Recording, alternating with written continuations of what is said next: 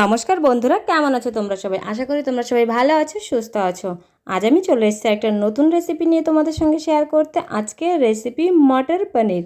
আর এই মটর পনির বানানোর জন্য প্রথমেই আমি এখানে নিয়ে নিয়েছি কড়াই, আর কড়াইটা বেশ ভালো করে গরম করে নিয়েছি। এবার দিয়ে দিলাম সর্ষের তেল। সর্ষের তেল গরম হয়ে গেলে দিয়ে দেবো কিছুটা ধনে, কিছুটা জিরে, দিয়ে কিছুক্ষণ ফ্রাই করে তারপরে দিয়ে দেবো কেটে রাখা পেঁয়াজ। কেটে রাখা পেঁয়াজ দিয়ে একটুখানি নাড়িয়ে চাড়িয়ে নেব। একটুখানি নাড়িয়ে চাড়িয়ে নেওয়ার পর এবার দিয়ে দেবো কিছুটা আদা, কিছুটা রসুন। আদা, রসুন, পেঁয়াজ সব কিছু বেশ ভালো করে ভেজে নেব। ভেজে নেওয়ার পর এবার দিয়ে দেবো লঙ্কা। লঙ্কাটা নিজেদের টেস্ট অনুযায়ী দিতে হবে, যতটা ঝাল নিজেরা খেতে পারবে ততটা। লঙ্কা দিয়ে কিছুক্ষণ নাড়িয়ে চাড়িয়ে নিয়ে এবার দিয়ে দেবো 8 থেকে 10 টুকরো কাজু। কাজু দেওয়ার পর এবার আরও ভালো করে আমি ভেজে নেব। সব কিছুকে বেশ ভালো করে ভেজে নিয়ে তারপর আমি দিয়ে দেবো দুটো মিডিয়াম সাইজের টমেটো। টমেটো দিয়ে এবার দিয়ে দেবো একটুখানি নুন।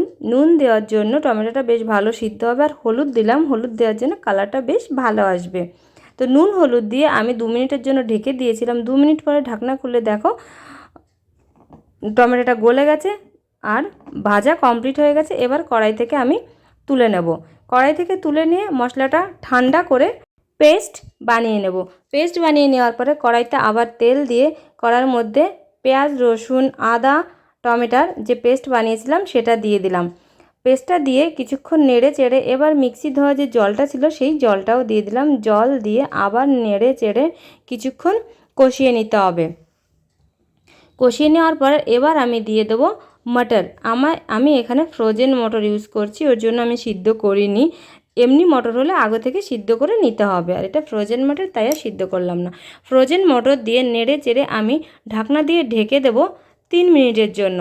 3 মিনিট পরে ঢাকনা খুলে নেড়ে চেড়ে দেবো, নাহলে আবার নিচে ধরে যেতে পারে, তার জন্য ঢাকনা খুলে নেড়ে চেড়ে দিলাম। আর মটরের সঙ্গে মশলা বেশ ভালো করে কষানো হয়ে গেছে। এবার দিয়ে দেবো পরিমাণ মতো জল। জল দিয়েও নেড়ে চেড়ে দিতে হবে। মশলার সাথে জলটা বেশ ভালো করে মিলিয়ে নিতে হবে। ঝোলটা যখন ফুটতে আরম্ভ করবে, এইভাবে আমি 3 মিনিট আরও রান্না করে নেব। 3 মিনিট রান্না করে নেওয়ার পর এখানে আমি 300 গ্রাম মতো পনির নিয়ে নিয়েছি। পনির দিয়ে দিলাম।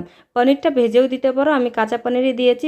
ভেজে পনির দিলে পনিরটা শক্ত হয়ে যায়, আর এমনি পনির দিলে পনিরটা নরম হয়, এটা বেশ ভাল লাগে।